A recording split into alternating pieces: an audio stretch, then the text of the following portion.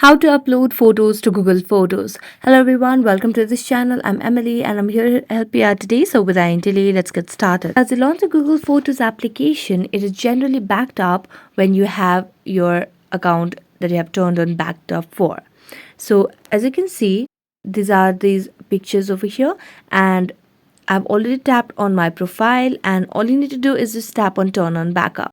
So as you turn on backup, all your photos will directly be uploaded to or backed up in your Google Photos. Now, if you want to upload or save any photos particularly to Google Photos, what you can do is you can just go to the Chrome browser and tap on the search bar and search for photos.google.com. So here, what you simply need to do is tap on photos.google.com, and here you can see the option of plus icon at the top of the screen. So just tap on the plus icon and then tap on import photos. So as tap on import photos, here select the media over here and then select the file. So let me just select a file and then tap on it. And here it is preparing to back up. So it will get uploaded in a few seconds over here, and it has been backed up.